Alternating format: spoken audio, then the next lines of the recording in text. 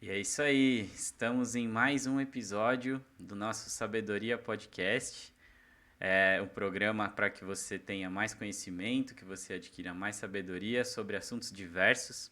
Eu sou o Thiago, aqui comigo estamos com a presença ilustre do nosso amigo Cláudio Fanta Olá, e a nossa convidada do dia, Cacilda, advogada, e vai falar com a gente sobre um tema muito especial e importante: direito, mais especificamente os direitos trabalhistas e os direitos da família. Cacilda, como é que você tá? Tudo bem, graças a Deus. E vocês? Tudo bem certo também. também, animados e preparados para mais uma transmissão. E Sim, para você que está acompanhando a gente ao vivo, fica à vontade para mandar perguntas, a gente vai interagindo. A gente tem uma lista de perguntas aqui também para a Cacilda. E vamos ver. Agora é hora da gente colocar ela na parede e mandar ver um monte de pergunta aí para ver se ela vocês não vai me ajudar a contaram gente. que isso ia até ao vivo. Aí, ao Olha, vivo. vocês me enrolaram, Tá bom. Mas enrolaram Cacilda, legal. Vamos lá. Conta, conta pra gente o que te levou a seguir na carreira do direito, a sua trajetória e com o que você está trabalhando no momento. Bom, na verdade, eu fui fazer direito, foi a minha segunda faculdade. Eu fiz, antes de fazer direito, eu fiz turismo. Mas como eu trabalhava numa seguradora, no departamento jurídico, eu resolvi fazer o direito. Então, isso me incentivou um pouco, né? Aí eu fiz na PUC, São Paulo. Foi muito bom lá, o ambiente muito descontraído, muito legal, conheci muita gente bacana. E hoje eu estou trabalhando como autônoma, com escritório próprio. Foi difícil chegar até aqui, não foi fácil, porque quando a gente não tem um respaldo, por exemplo, de pessoas que já estão incluídos na área do direito, e você ter que se virar sozinha, é difícil. Mas estou aí, já tenho minha carteira de cliente. Hoje em dia, os clientes que entram são por indicação, um indica o outro. Então, tá muito bom. Mas a gente pode melhorar, né? É isso, gente. Vamos lá? Boa. Fanta, vai abrir o questionário então? Pode ser. A primeira pergunta é: o que significa CLT? Tem bastante gente que trabalha aí registrado e dizem que isso significa CLT. Tem gente que não trabalha registrado, que não é CLT. O que é a CLT?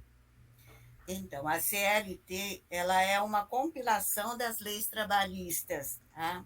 Porque antes, no Brasil, não existia uma compilação dessas leis. As leis eram esparsas. E a primeira compilação foi feita em 1943, ainda no governo de Getúlio Vargas. Foi ele quem assinou a primeira, sancionou a primeira compilação da CLT.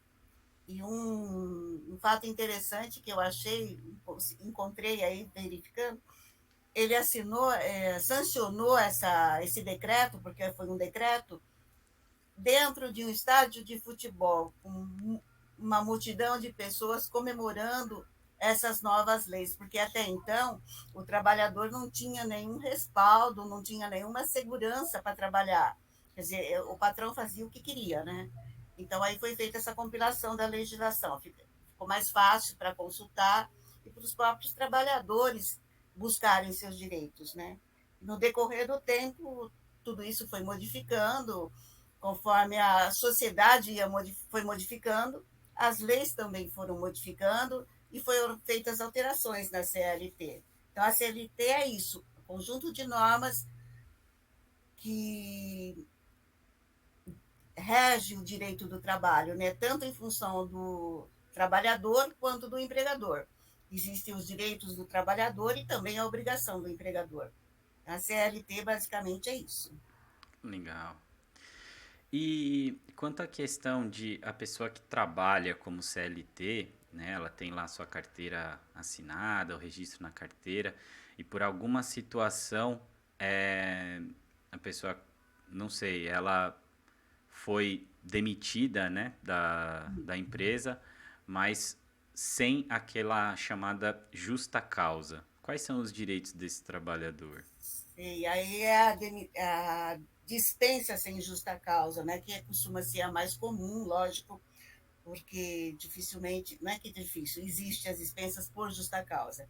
Mas quando a pessoa, o empregado é dispensado sem justa causa, por uma razão não motivada, porque talvez o empregador quisesse diminuir o quadro, está com problema financeiro, então normalmente a desculpa é essa, né? Que eu quero melhorar, eu preciso diminuir as despesas, então estamos demitindo funcionários. Aí, nesse caso, o funcionário vai ter direito ao saldo de salário, as férias vencidas, férias proporcionais, acrescida daquele 1/3 constitucional, que todo mundo sabe, né? Ele tem direito, como se fosse não é isso, mas é como se fosse um bônus, né? Tá? Aí ele tem direito ao 13º proporcional ou integral, dependendo da época da dispensa. Fora isso, lógico, ele vai ter os direitos se ele tem hora extra, ou ele vai receber aí pendentes ainda. Ele tem o direito ao aviso prévio de 30 dias. Hoje em dia já existe uma mudança no aviso prévio. Você tem os 30 dias obrigatórios e existe uma mudança na lei que a cada ano trabalhado você acresce 3 dias de aviso prévio. Por exemplo, eu trabalho 1 ano na empresa, então eu vou ter 33 dias de aviso prévio. Tá? Então, conforme a quantidade de anos, eu trabalhei 5 anos, eu tenho 30 dias mais 15 dias de aviso prévio, né? Então, eu tenho direito a esse aviso prévio, que ele pode ser trabalhado ou indenizado. Trabalhado é quando o empregado ele continua nas suas funções dentro da empresa. Indenizado, a empresa diz, pode ir para casa que eu vou te pagar o aviso prévio. Na linguagem comum é essa. Tá? Então, os direitos dele, além disso, ele tem direito a levantar o fundo de garantia e tem direito à multa do fundo de garantia, que é 40%, tá? E ele tem direito a receber o seguro-desemprego. Então, todos os direitos dele são garantidos. Isso aqui se chamam as verbas rescisórias. Fora isso, normalmente, uma categoria profissional eles têm o sindicato e esse sindicato tem uma convenção coletiva. Muitas vezes existem alguns direitos adicionais para se colocar na rescisão. Aí depende de cada categoria, se tem acréscimos ou não de direito, além desses básicos que eu falei. Certo. Okay? Sobre esses 40%, é 40% em cima do quê? Em cima do saldo do fundo de garantia. Tá? Interessante. E aí eu digo, se é um funcionário, por exemplo, mais antigo, que esteja na fase de aposentadoria ou que tenha se aposentado, por exemplo, ainda trabalhando, ele tem que tomar o cuidado, porque quando ele se aposenta, ele saca o fundo de garantia. Ele não precisa ter uma motivação, ele é liberado. E aí você continua trabalhando, vão sendo feitos mais depósitos, e muitos empregadores pagam só sobre aquele último saldo. Eles esquecem daquilo que foi levantado. Quando, na verdade, a multa de 40% tem que ser sobre todo esse período. Eu mesma já fiz um processo de trabalho, se não me engano, contra a Ford, cobrando 40% sobre o valor que o funcionário tinha levantado quando da aposentadoria. Tanto era visível que foi um caso assim, nunca fiz um caso tão fácil, porque a Ford chegou e simplesmente falou, nós não vamos contestar, vamos pagar porque é devido. Então, tem que prestar atenção nisso, que é um direito que muitas vezes passa despercebido, né? Entendeu? Essa então, é nova. E do ser demitido com justa causa? O que diferencia? Você quer saber os direitos? Isso. Dele? O que ele recebe?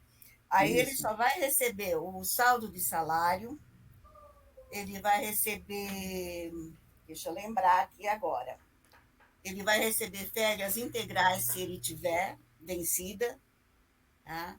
E receber, se tiver 13º integral, sim, se não tiver o proporcional, ele não recebe. Aí ele recebe horas extras, por exemplo, e banco de horas se ele tiver. Aí eles têm que pagar na rescisão, mesmo com justa causa. Aí ele perde o direito Minha gatinha pulou aqui, gente. Ela vai... Não tem problema, não. Faz parte. Ela só não pode bater no teclado. Depois, se O pior quiser é que ficar ela por costuma aí. passar em cima do meu teclado. Olha, eu peno com ela aqui.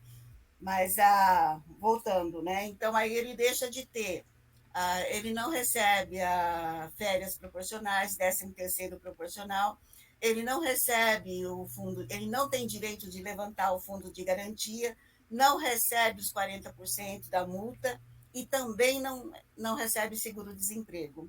É como se fosse uma punição para o empregado, né? Tá? Então, ele só E tem, recebe mesmo as verbas que ele teve direito trabalhando e aquilo que já venceu. Férias vencidas, por exemplo, hora extra, por exemplo. Mais nada. entendi. E tem alguma regra para dizer se foi justa causa ou não? Você Tem. poderia A dizer? CLT enumera os casos que você pode invocar como justa causa, né? Tem a improbidade administrativa, tem um caso mais, para vocês entenderem mais assim, se um funcionário ele comparece trabalhando embriagado todo dia, é uma justa causa, certo? Se ele desrespeita o empregador, pode ser uma justa causa. Só que tudo isso, se o funcionário entrar na justiça para descaracterizar essa justa causa, o empregador vai ter que provar que ocorreu essa justa causa, senão o empregado consegue descaracterizar, aí ele recebe os direitos dele, entendeu? Então, isso está enumerado na CLT. São vários, eu não tenho de cabeça Legal. todos eles, mas está enumerado lá, entendeu? Tá? Não tem problema. Já ficou bem claro. Falando um pouco Resumindo, de deu para assédio entender? moral. Oi? Ótimo, Resumindo, deu ficou para ótimo. entender, sim. Deu? Então, tá bom. Assim, assim, o pessoal fala bastante hoje de assédio moral, né? Quais são os direitos em relação ao assédio moral e como se caracteriza um assédio moral? Um exemplo que nem você fez agora há pouco. Vocês estão mexendo aí num assunto bem complexo do assédio moral. O Né? assédio moral não é fácil você comprovar, tá? E normalmente ele acontece, primeiro, no ambiente de trabalho. Tá? Um exemplo, um superior hierárquico, um gerente. Ele pega lá da equipe dele, ele escolhe o João, por exemplo, e ele pegou o João como um desafeto dele. Eu vou despejar no João tudo aquilo que eu tenho de frustração, por exemplo. Então ele chega no João e começa a dizer que ele não é burro, que ele não consegue fazer as coisas direito, que ele não atinge as metas, nunca atinge as metas que são colocadas para cumprir, tanto pela empresa ou pelo próprio setor. Ele é um funcionário relapso e assim por diante. Ele submete o trabalhador à situação humilhante, vexatória, né? Que isso tem que ser, para caracterizar o assédio moral, essa atitude do empregador, na verdade, do preposto do empregador, né? Do gerente, por exemplo, e também pode ser de colegas para colegas também, né? Da pessoa que está cometendo o ato do assédio, ela tem que ser repetida às vezes e tem que ser prolongada no tempo. Né? Vamos supor, se ele pratica esse ato uma vez na semana, praticou o ato na semana seguinte, não fez mais nada, isso não caracteriza. Então, ele tem que fazer isso repetidamente, tá? E depois de um período bastante longo que aquilo vem acontecendo, você pode tentar caracterizar o assédio moral. Por que normalmente o empregador faz isso? Ou o próprio superior hierárquico?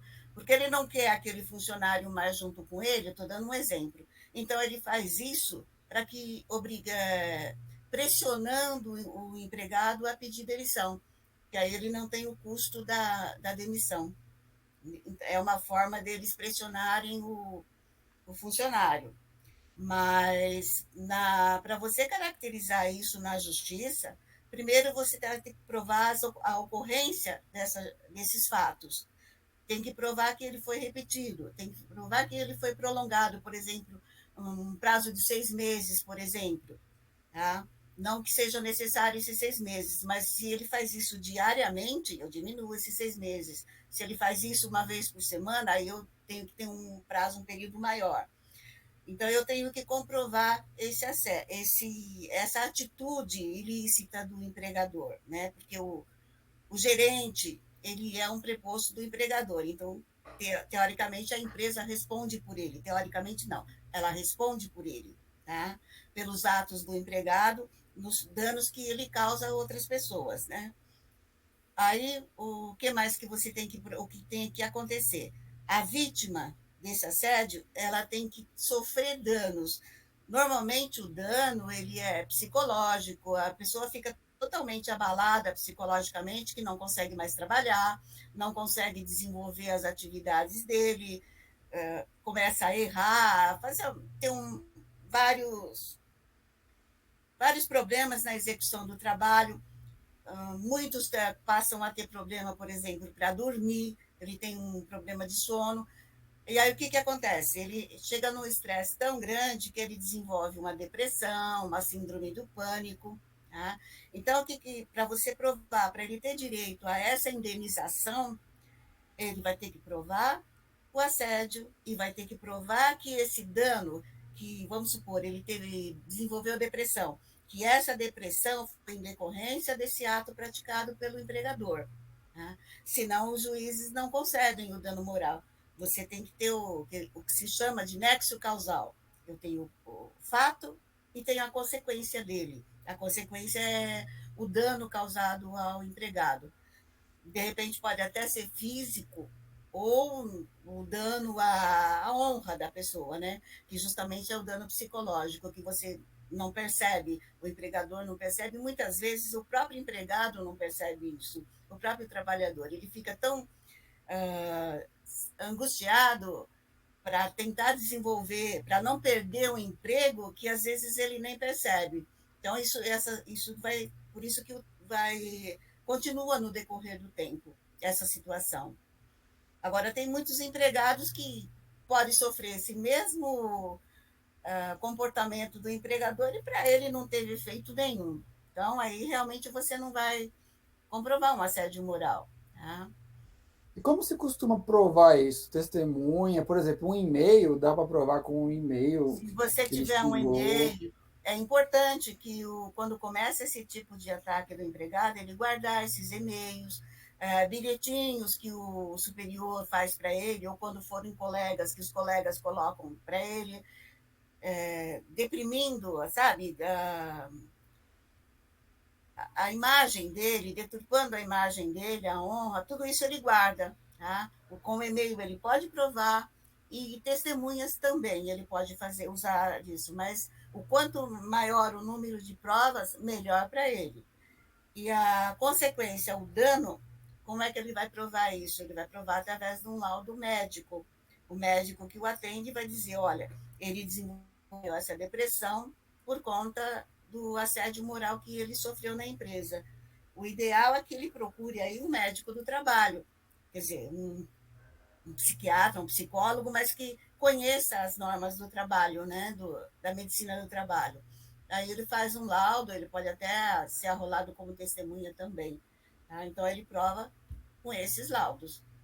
Ou, de repente, se ele ainda continua numa situação degradante, pode ser até pedir uma perícia. Mas aí depende muito da situação dele. Se ele já melhorou um pouco, a perícia não vai constatar o estado que ele estava naquele momento que desencadeou esses fatos, né? Então, tudo isso tem que ser visto. Entendi. Você disse que tem que ser alguma coisa recorrente, né? Por Sim, exemplo, se um e-mail, um só, o chefe, né, o gerente, manda um e-mail xingando, o comentário de burro, você é incompetente, copiando várias pessoas, um e-mail só. Isso não caracteriza um assédio moral. o assédio moral não, porque esse único e-mail, de repente, não desenvolve o problema dele psicológico, tá? Não desenvolve um dano maior. O que pode caracterizar, mas depende muito da situação, é o dano moral, simplesmente, não o assédio moral. São duas Entendi. coisas diferentes, entendeu? Boa, agora ficou bem claro. O dano Vai lá, moral, Thiago. o assédio moral é muito difícil de ser configurado, de ser provado. É mais A, danos morais mesmo que é geral, né?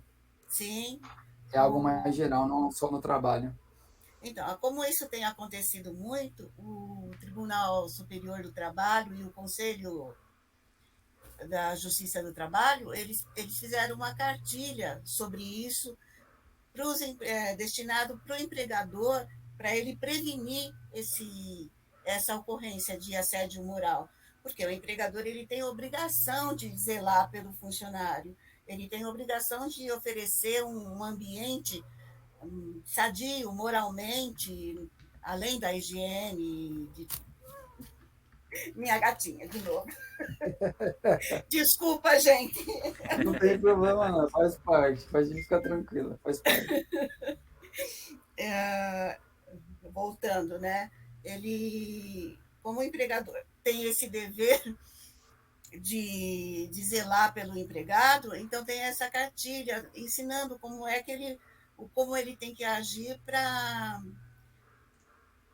evitar esse dano, para que ocorra esse assédio moral. Inclusive, ele tem que observar não só os funcionários em cargo de chefia, mas os outros funcionários que estão subordinados ao cargo de chefia, porque o assédio moral ele pode acontecer de colega de trabalho na mesma posição. Tá? Então, tem que prestar atenção em tudo isso, e a obrigação do empregador. E essa cartilha é uma boa as empresas consultarem lá no site, buscar, joga no Google que ele vai encontrar essa cartilha.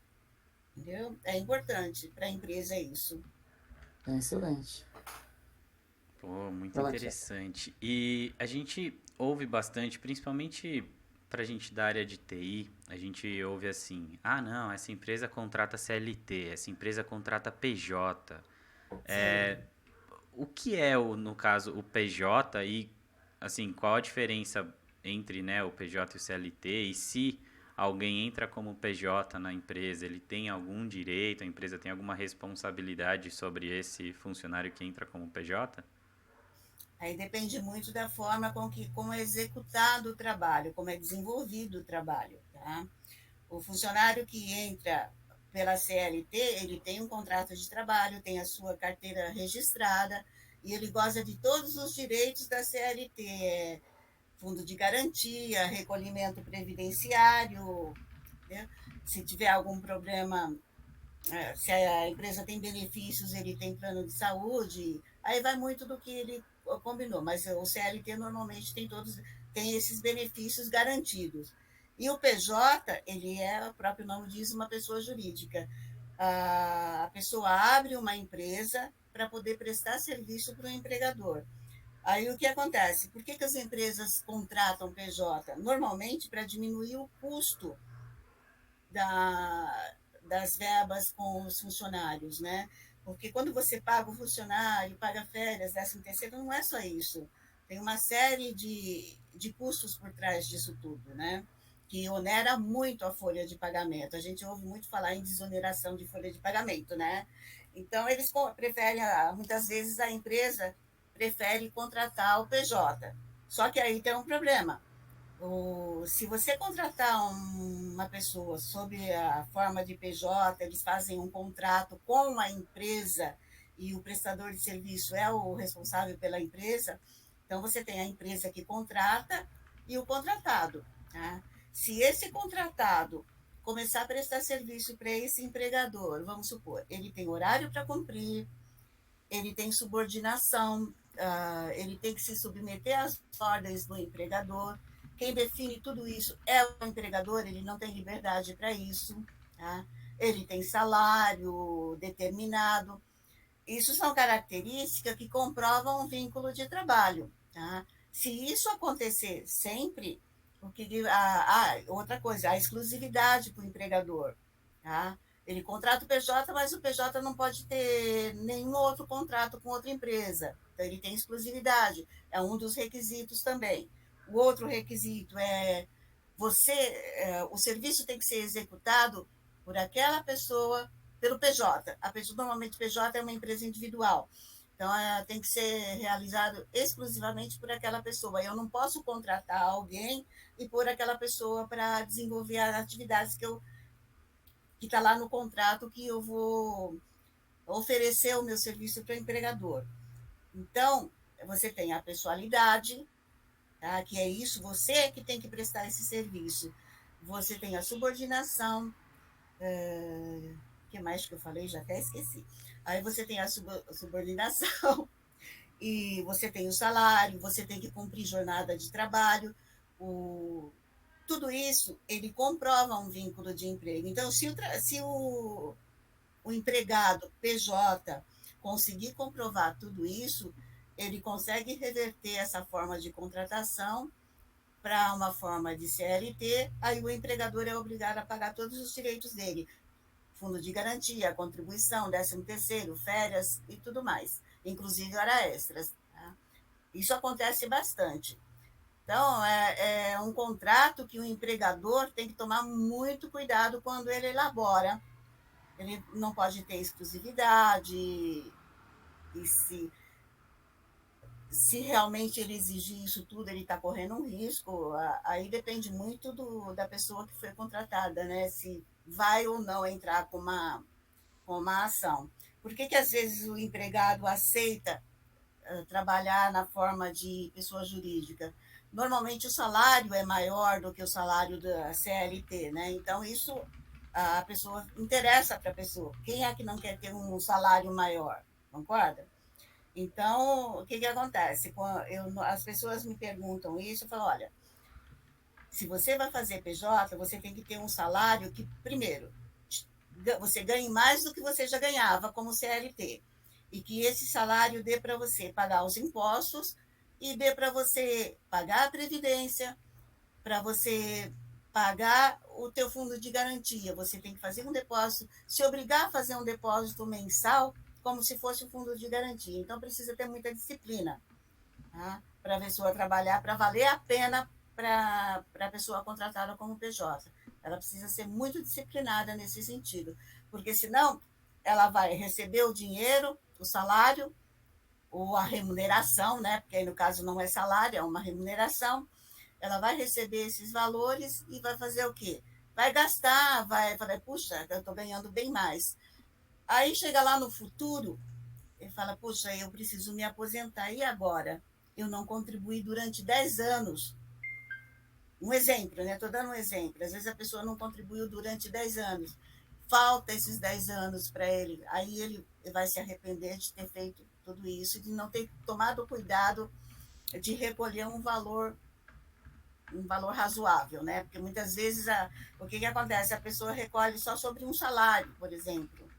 E ele vai se aposentar, no cálculo da aposentadoria dele vai entrar esse um salário. E não efetivamente, vamos supor, se ele ganha 15 mil, não vai entrar.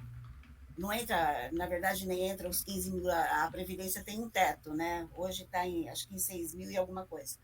Então, ela sempre limita esses 6 mil. Então, eu sempre digo, procure recolher o INSS, mesmo pela PJ, sobre o teto do INSS, para você, quando você for se aposentar, você ter um valor razoável na aposentadoria. Que hoje em dia é difícil você conseguir o teto.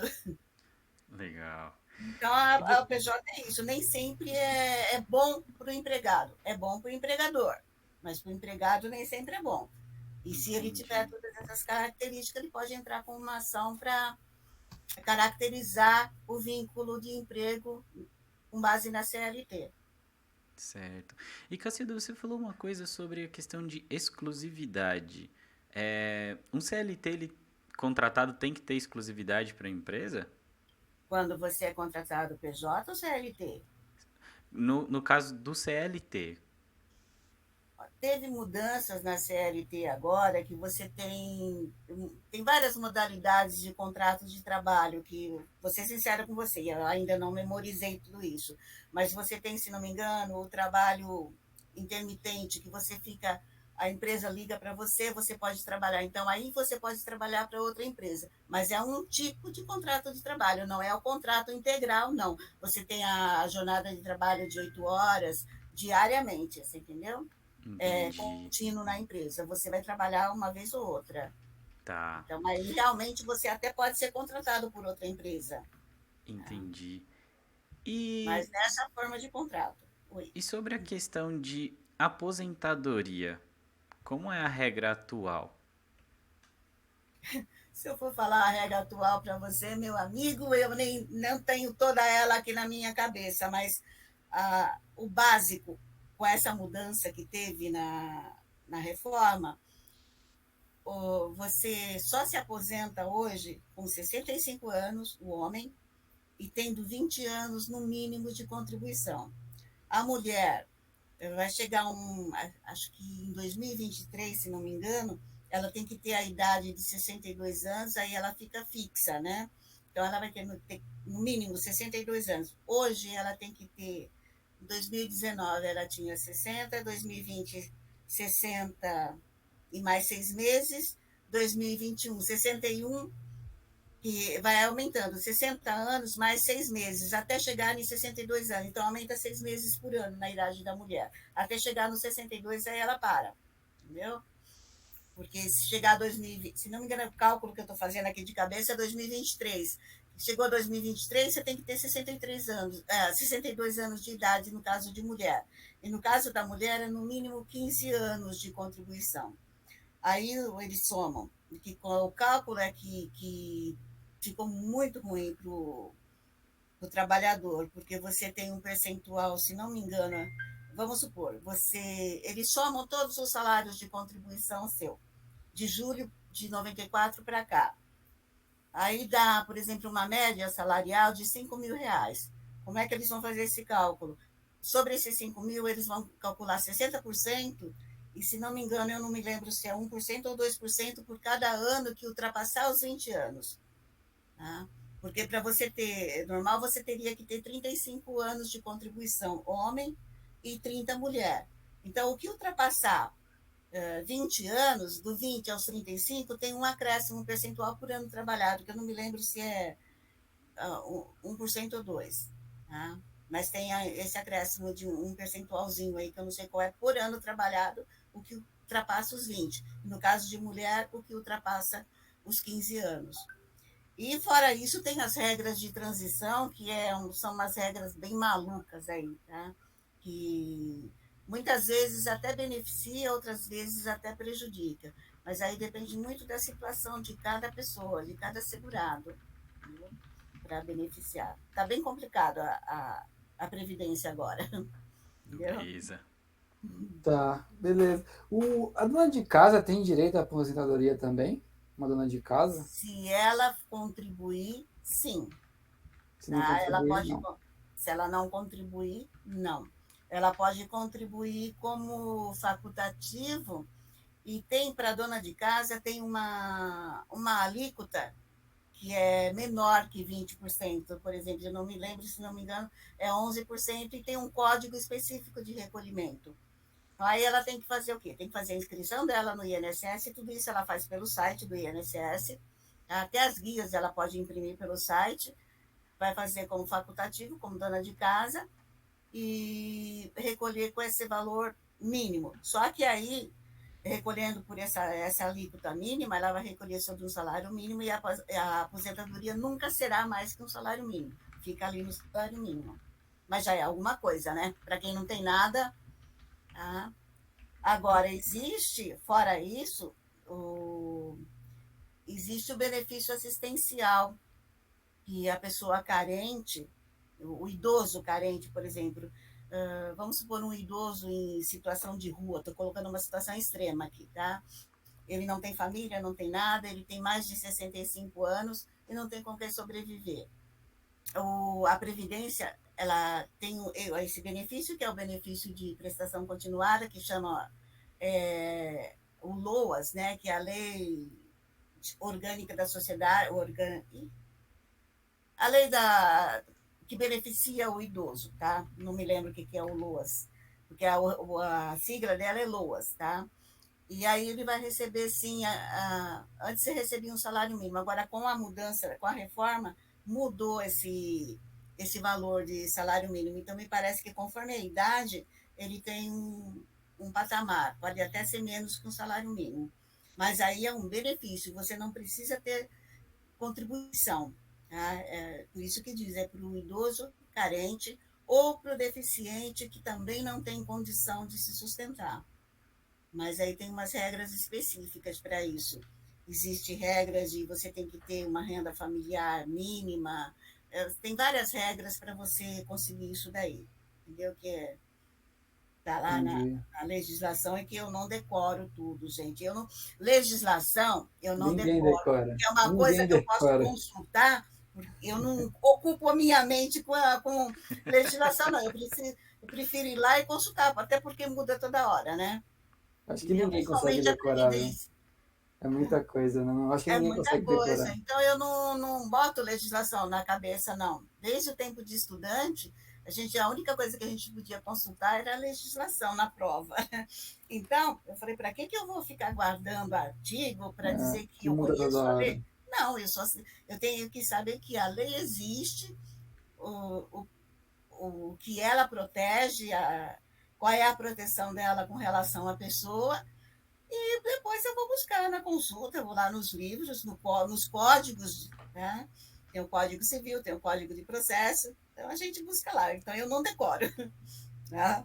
Tá, em relação ao INSS de novo, né? Um aposentado que se aposentou e continua trabalhando.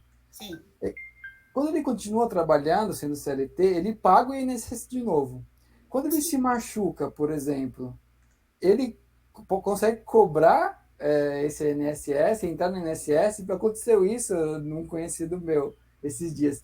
Aí ele pergunta: por que eu pago o INSS então, se eu não vou poder usar se eu se machucar? Ele não vai poder usar, porque ele já recebe o benefício da aposentadoria, e o benefício da aposentadoria você não acumula com outro benefício. O único que você acumula é a pensão por morte, com auxílio doença, aposentadoria por invalidez, auxílio acidente, você não acumula. Então não tem, ele está pagando porque a lei exige que o aposentado que retorna o trabalho na ativa, ele é obrigado a contribuir como um funcionário que nunca saiu da ativa. Mas ele não tem benefício, não. A única coisa que ele pode ter, às vezes, se não me falha a memória, é o salário família, me parece. O restante, não. Ele não tem, ele só paga. Eu Ele acho paga isso. e não tem direito a nada do que ele pagou, então ele está Não, pagando por ele não pagar. tem. Só tem a obrigação de pagar. Ele não tem direito a nada. Porque o que o INSS fala? Como ele é um sistema contributivo, para ele pagar o benefício, ele se vale de todas as contribuições que entram. Então, ele está fazendo parte desse sistema e ajudando os outros a receber um benefício futuro. Então, é para isso, para ajudar os Entendi. outros. Teve Entendi. uma época que isso daí, eles tinham, lá antigamente, quando você pagava, você conseguia restituir isso, mas isso foi, se não me engano, até 95, alguma coisa assim, que eles chamavam de pecúlio. A contribuição que você fazia era como se fosse um pecúlio, como uma poupança que você estivesse fazendo. Então, você podia, depois que você se desligasse da empresa definitivamente, você podia receber esse valor, o que eu considero mais justo. Aí depois modificou, aí você não tem mais o direito à restituição desses valores. Entendeu? Entendi. Então, Eu posso pagar o INSS mesmo não sendo CLT? Eu quero pagar, não importa, eu posso ser um trabalhador autônomo que, sei lá, aquelas pessoas da barraquinha que não tem registro nenhum, né? Camelô. Ele que você pode pagar o INSS mesmo não sendo CLT e nem PJ? ele pode pagar como contribuinte facultativo. Ele tem uma inscrição de autônomo, por exemplo, eu, como advogada, eu não estou empregada, não tenho um empregador. Então, eu tenho uma profissão autônoma, eu tenho uma inscrição de autônomo e tem o código para eu contribuir como autônomo. É o contribuinte facultativo e meu código de recolhimento é o autônomo. Mas, normalmente, esse pessoal dessas barraquinhas, por exemplo, aproveitando o que você deu exemplo, para eles legalizarem, o que o governo criou? Eles criaram o MEI, que é o microempreendedor individual. Então, ele paga um imposto baixíssimo, irrisório, tá? Paga, eu não me lembro se, vamos supor que em torno de 50 a 60 reais, eu não sei quanto está esse ano, mas não é muito mais que isso, não.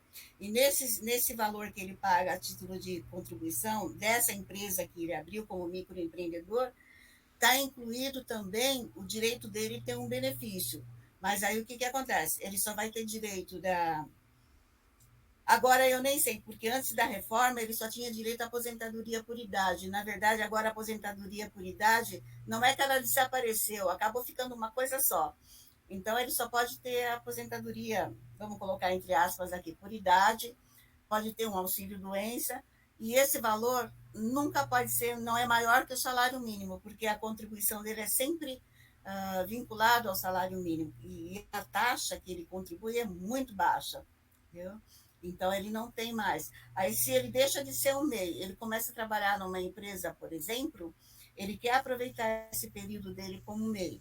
O que ele tem que fazer? Ele tem que complementar esses recolhimentos dele, que foi aquela taxa, eu não me lembro qual é, vamos supor que seja 5%, não é isso, não, que eu não me lembro quanto é, mas que fosse 5%, ele tem que recolher mais 15% para chegar nos 20%, que é o que seria o normal da Previdência, tá? Que você recolhe como autônomo. Então, ele tem que complementar. Senão, o que acontece? O benefício dele será um salário mínimo. Aí, ele complementando, vamos supor, ele ficou 4 anos trabalhando na barraquinha como MEI. Ele complementa esse valor desses 4 anos. Aí, ele pode ter uma aposentadoria melhor. Mas, se ele não complementar, não vai ter. Tá? Agora, vamos supor, tem acontecido alguns casos que vieram me. Até aprendi isso há pouco tempo.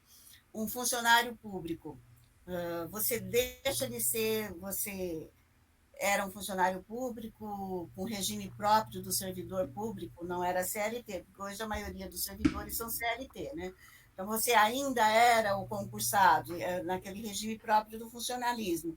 Você saiu do funcionalismo, por exemplo, para você e quer voltar para o regime da Previdência, do INSS. Falando do INSS fica mais fácil entender. O que acontece? Você tem que voltar no mês imediatamente seguinte que você se desvinculou, você tem que fazer uma nova contribuição para o INSS para readquirir a sua condição de segurado do INSS. Só que aí o que acontece? Você não pode contribuir como facultativo. Facultativo é, no caso, por exemplo, dona de casa, estudante, tá? Que a pessoa que não tem uma profissão, não exerce uma profissão remunerada. Ele tem que recolher, exercer uma profissão ligada ao INSS e tem que ser remunerada. Vamos supor, voltando a mim, eu era funcionária pública porque quis ter meu escritório de advocacia. Então, eu tenho que passar a contribuir no INSS, vou contribuir como autônoma, tá?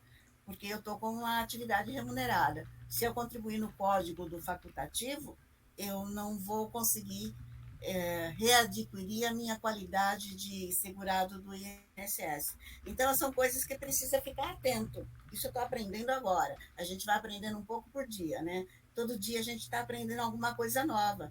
É impressionante, mas a gente sempre aprende. Então, é isso. Demais. E ainda falando em aposentadoria, como é que funciona a questão da aposentadoria por invalidez? Ela é permanente? A aposentadoria por invalidez, primeiro, você tem que ter um problema de saúde, passar pelo INSS por uma perícia, eles vão te dar um auxílio doença, se o perito entender que é cabível, tá? Você fica recebendo um auxílio doença, aí você vai passando por outras perícias, para ver se continua ou não com esse benefício. Até que chega um ponto, por exemplo, que o INSS fala, não, o teu caso é de invalidez. Vamos supor, uma pessoa teve um AVC e está aí na cama, não consegue mais trabalhar, não consegue se movimentar, está lá numa condição totalmente vegetativa. Então, não, o caso dele é por invalidez. Então, aí, num caso desse, é permanente. Mas vamos supor que naquele momento que, esquecendo esse exemplo que eu dei, qualquer uma outra doença, que seja grave e o perito diz, não, nós vamos te aposentar por invalidez. Ele já teve um longo período de auxílio-doença, passa por invalidez. Em princípio, ela é permanente, mas o INSS, ele por regra deveria fazer uma perícia em todos os aposentados por invalidez para verificar se aquela condição ainda continua. Se eles verificarem que aquela condição desapareceu, eles cancelam o benefício. Então, ele deixa de ser permanente. Para ele ser permanente, aquela condição tem que e ser vitalícia para o resto da vida. A condição também tem que ser permanente, então. Tem que ser permanente, exato. Porque se na perícia o médico falar, não, você não tem mais o que deu causa à sua aposentadoria, cessou. Então, eles cessam o benefício, você está apto a voltar para o trabalho. E o INSS tem feito muito isso com muita injustiça que a gente tem visto. Entendeu? Infelizmente, eles têm feito isso. Agora, a partir de uma certa idade, acho que se o segurado, ele aposentado por invalidez, se não me engano, tem acima de 70 anos, eles já nem fazem mais a perícia, aí já continua vitalício, o que eu acho justo, né? Como é que uma pessoa de 70 anos volta para o mercado de trabalho, né? Não tem como. Um de 40, hoje em dia, não tem como entrar no mercado de trabalho, se bem que os empregadores hoje em dia estão revendo isso, né? Me parece que sim. Né? Então, é isso. Ela pode ser permanente, pode não ser, depende da situação do caso. Legal. Agora, em relação ao funcionário CLT, ele se machucou. Quando que ele entra no INSS? Tem um prazo para ele entrar no INSS? Os 15 primeiros dias a empresa responde, depois quem paga o salário dele é o INSS, se o perito passou na perícia e verificou, eu quebrei a perna, eu tenho que ficar com o gesso durante 3 meses. Então, os primeiros 15 dias é da empresa, o restante é pelo INSS, até que ele se restabeleça. Até ele passar por uma nova perícia, porque para o INSS encerrar esse auxílio-doença, ele tem que passar por uma perícia. O INSS tem feito muito isso, ele faz uma alta programada. Isso é errado. Ele não pode falar, daqui 3 meses você vai estar bom. Não tem como. Então, ele tem que fez uma perícia hoje, daqui 3 meses ele já marca uma nova perícia. Então, eles estão fazendo muito isso, chamando principalmente os aposentados por invalidez. E com essas perícias consequentes aí, pode chegar numa invalidez permanente também? Oi? Pode chegar numa invalidez permanente também, se todas as perícias falarem, olha, ele não se recuperou, não está se recuperando. Pode, se o perito achar que você não tem condição de trabalho de forma alguma, que você não tem condição, zero a sua condição de trabalho, então aí ele pode dar a invalidez, a aposentadoria por invalidez permanente. Mas fica à mercê do perito, né? Fica à mercê do perito, dependendo da idade, né? Tá? Certo. Não, sempre você está à mercê do INSS, não tem como. Dureza. E assim, a gente tá vivendo esses tempos de pandemia e, infelizmente, né, muitas famílias estão perdendo entes queridos e existem aí algumas situações que talvez possam ajudá-los, né, essas famílias a ter uma renda para se manterem. O que você tem a dizer, né, sobre a questão do inventário e da pensão por morte?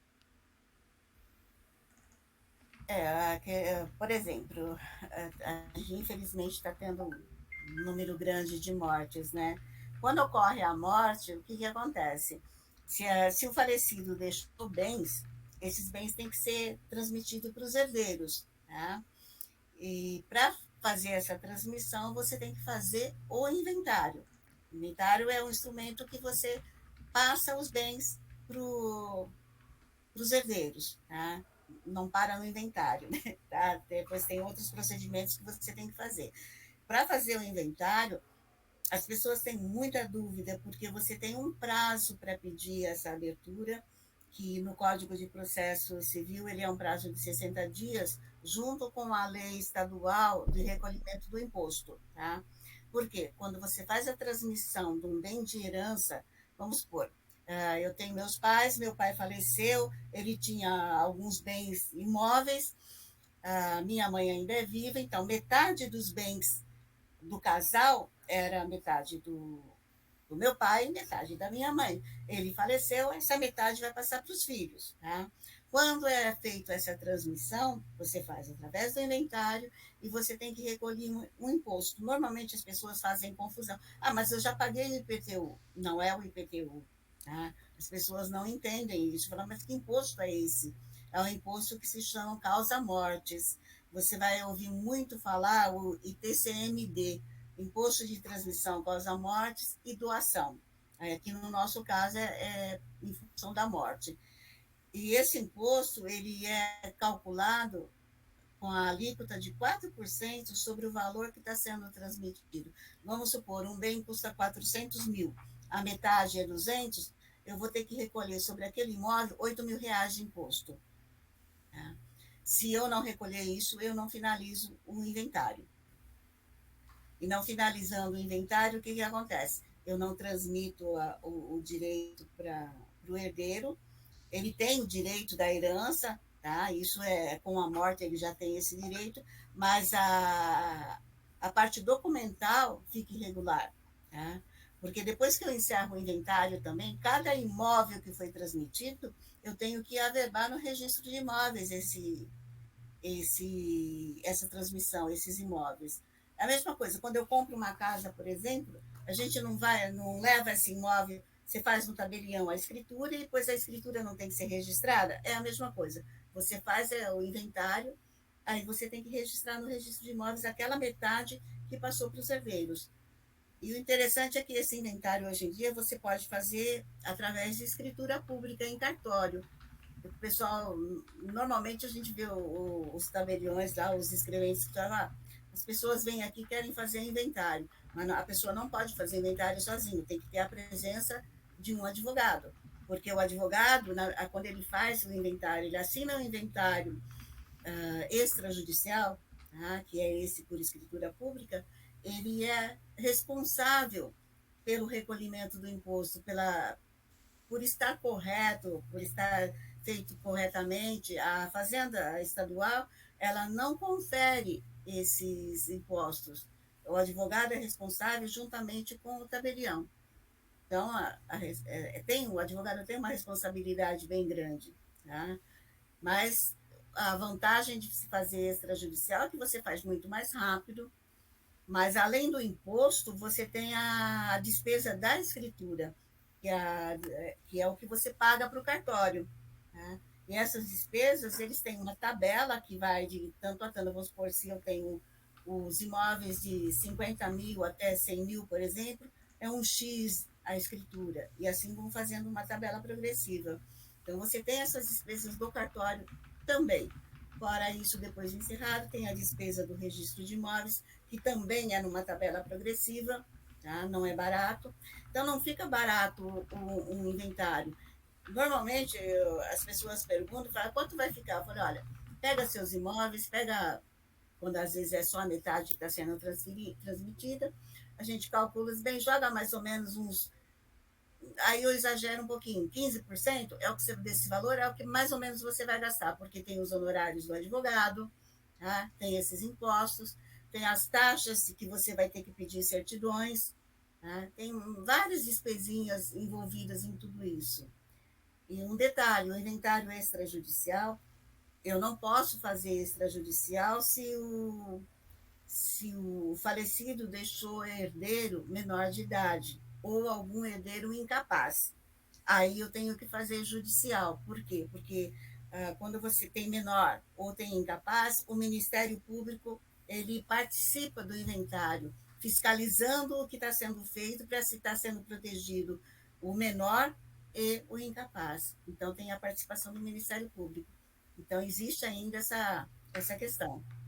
Né? Você não pode... Boa, boa, legal, ficou Então, bem claro.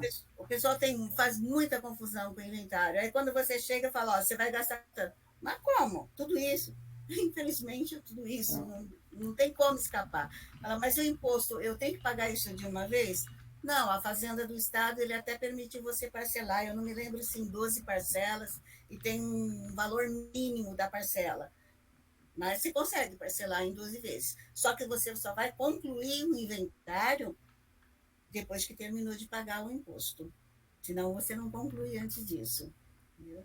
E judicialmente, quando você faz judicial, você tem que submeter, ou você tem que fazer um processo de recolhimento junto da Secretaria da Fazenda, o que no extrajudicial o advogado e o tabelião é responsável, judicialmente você tem que fazer isso, levar para a Secretaria da Fazenda, a Procuradoria da Fazenda, ela faz a conferência, verifica se está certo, quer dizer, você tem muito mais trabalho em relação a isso.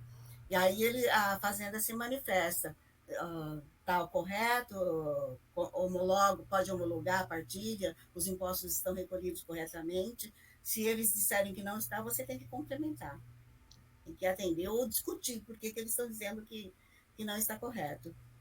Perfeito.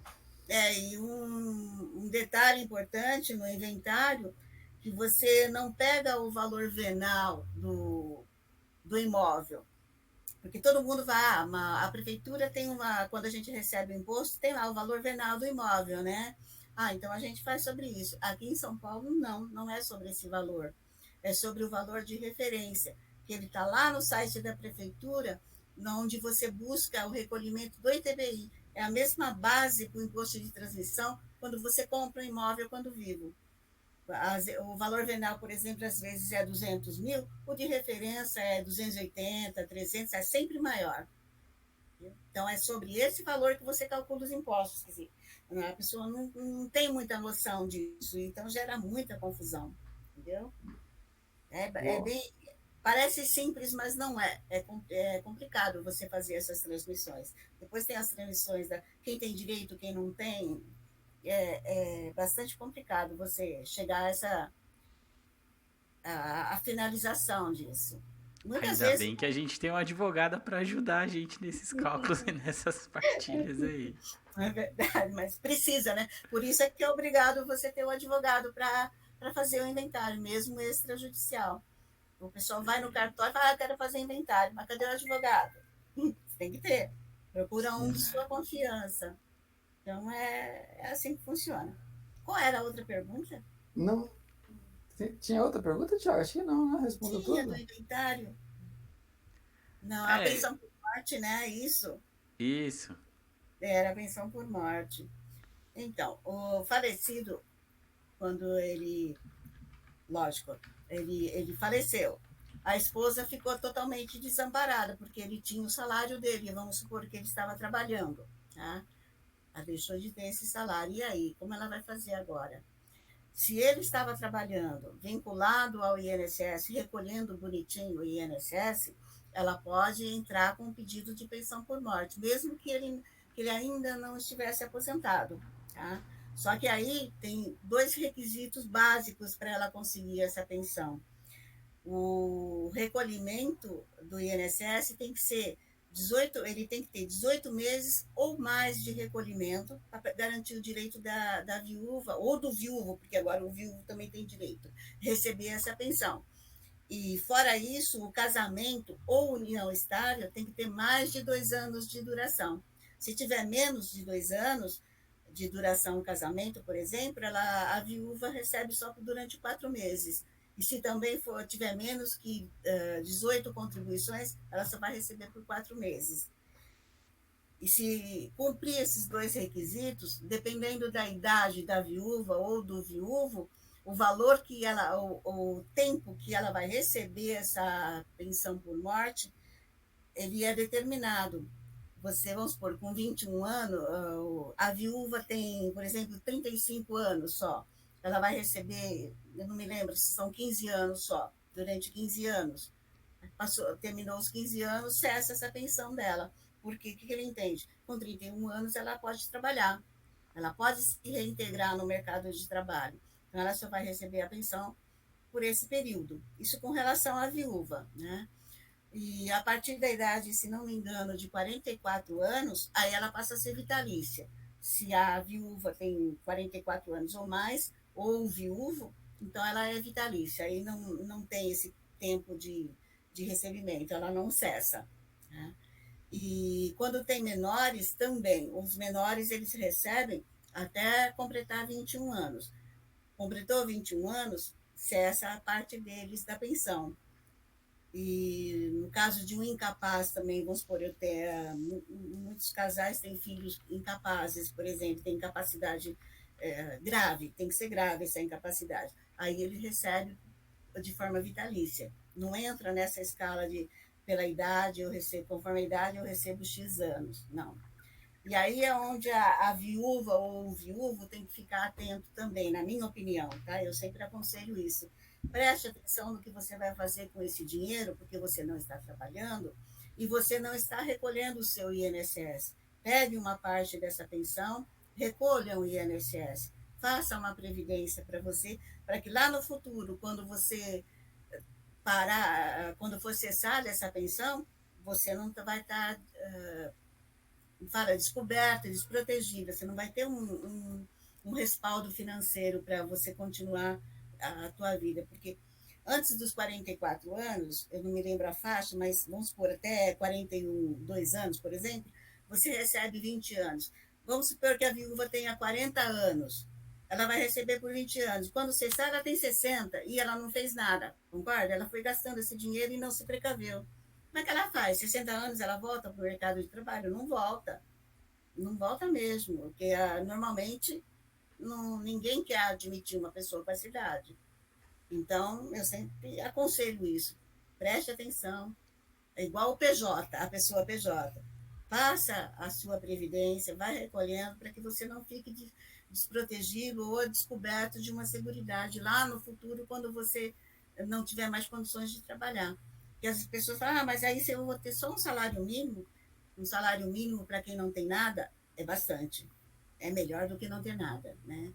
Então, eu sempre falo isso. Tenha uma precaução com o futuro, né? Isso aí. E o que eu ia falar mais da pensão por morte?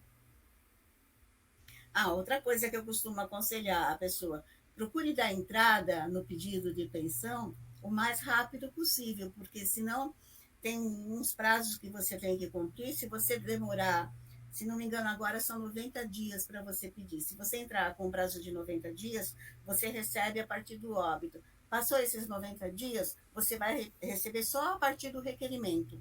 Então, eu sempre falo, não deixe passar os 30 dias, tá? Corre com a documentação já da entrada, porque quanto antes você entrar, antes você recebe. Tá? Não deixe passar muito tempo. Vá atrás da documentação. Porque a pensão, quando a pessoa é casada e preenche esses requisitos, a documentação não é tão complicada. Agora, na união estável, também tem direito, só que você vai ter que comprovar essa união estável há mais de 2 anos. Aí você vai ter que fazer provas. Você tem que juntar provas para isso. Normalmente, a pessoa com união estável, até entrei com um pedido de pensão recente, e a pessoa, eles viviam em união estável, a gente já acompanhava esse casal há algum tempo.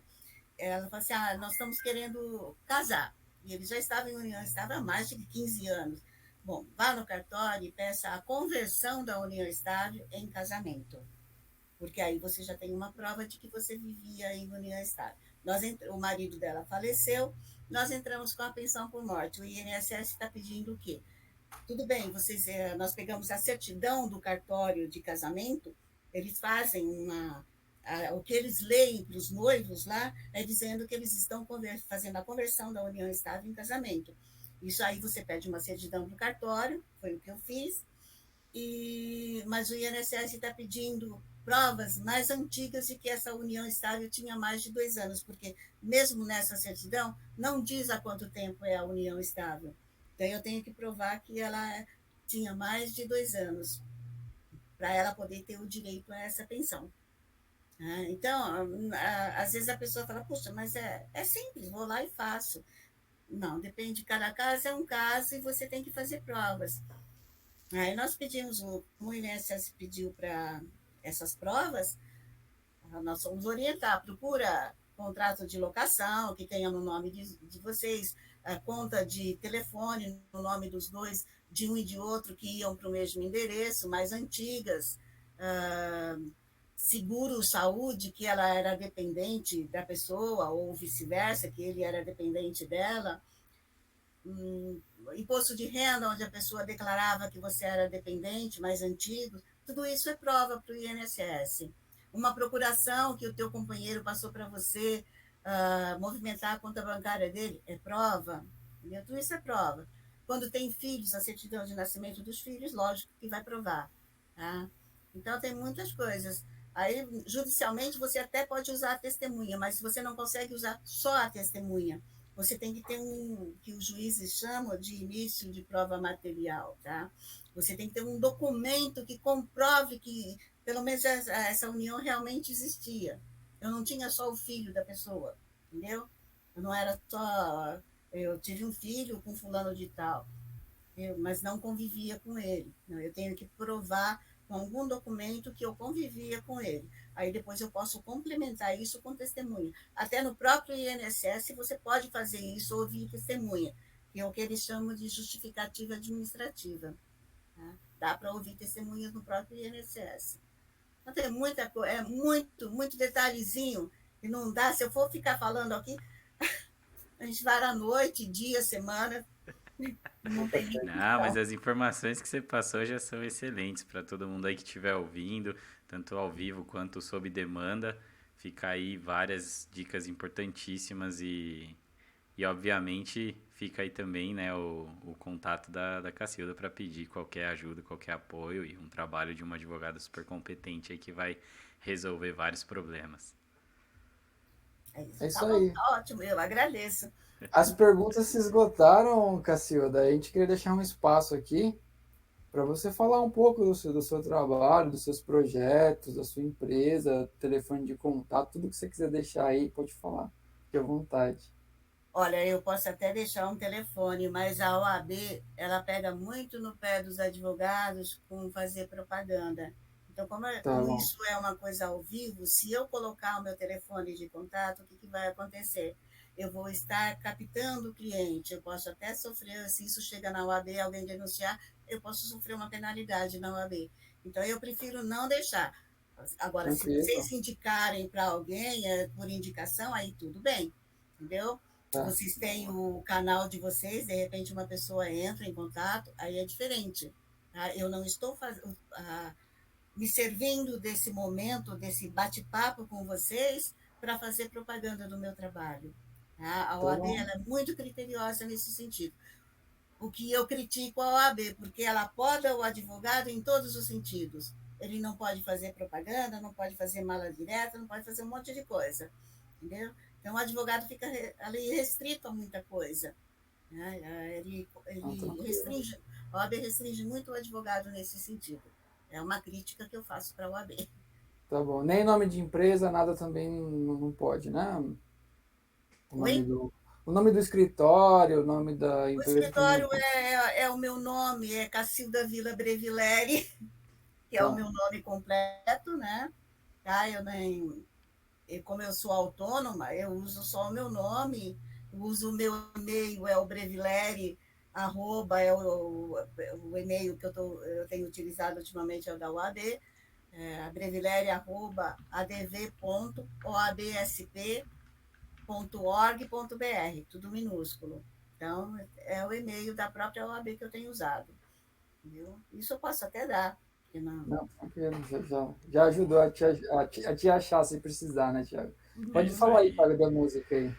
Cacilda, Ajuda. como de costume, todos os nossos convidados fazem uma indicação de uma música que a gente coloca numa playlist do Spotify. E com você não pode ser diferente. Diz aí pra gente uma música que você gosta, que você queira indicar, qualquer estilo. A gente procura e coloca ela lá no Spotify na lista dos convidados do Sabedoria Podcast. Peraí. Tem uma música do. Meu Deus, esqueci o nome do coisa. Eu vou mudar então de cantor, que eu gosto muito. E se não me engano é Tocando em Frente. Eu não me lembro o nome da música, mas vamos lá, vamos mudar para um que eu sei, uma música que eu gosto bastante. Mas se quiser manter essa, a gente dá um jeito. A gente vai lá, encontra e coloca na Acho lista. que acho que é Tocando em Frente, do Almir Sater. Lembrei, Boa. do Almir Sater. Se não me engano, é Tocando em É isso Frente. aí. Entendeu? Eu adoro essa música, acho ela muito bonita. E uma música que eu gosto bastante, antiga, né? Eu sou antiga já, é do Chico Buarque, Construção. Eu gosto muito dessa música, eu acho ela muito inteligente. E essa do Boa. Almir Sater, eu sou apaixonada por essa música. Ela tem assim um conteúdo fora de série. Essa É isso aí. músicas que eu gosto bastante. Coloque as duas. Pode Tá deixar, bom. vamos pôr. Vamos abrir essa exceção e vamos colocar as duas, que são duas excelentes músicas. Tá bom. Muito Cacilda, bem. eu acho que era isso. Acho que tirou bastante dúvidas aí, ensinou bastante o pessoal que está assistindo e que vai assistir aí no futuro, porque vai ficar gravado e a gente vai fazer os cortes. Queria agradecer a você aí pela presença e pela disponibilidade, tá? Quer falar alguma coisa, Thiago? Não, é exatamente isso. Seguir na gostosa sensação de ter mais um programa completo, com essa participação excepcional aí da Cacilda, que veio com informações muito boas. Muito obrigado pelo seu sim e por estar participando da gente nesse projeto. Eu que agradeço a vocês dois pela oportunidade, porque é uma forma também da gente auxiliar as pessoas a ter um pouquinho mais de informação, porque as pessoas Isso. pecam muito pela falta de informação, né? E cometem muitos erros. Então, a gente tendo uma noçãozinha básica, ou sabendo onde buscar essas informações, a pessoa deixa de cometer erros e fazer o que não deve ser feito, né? É Isso isso aí. é bastante importante. Eu agradeço Beleza. vocês, foi muito bom. Espero Muito que bem. tenha sido útil para o Sim, com pessoal certeza. que vai ouvir, que vai assistir.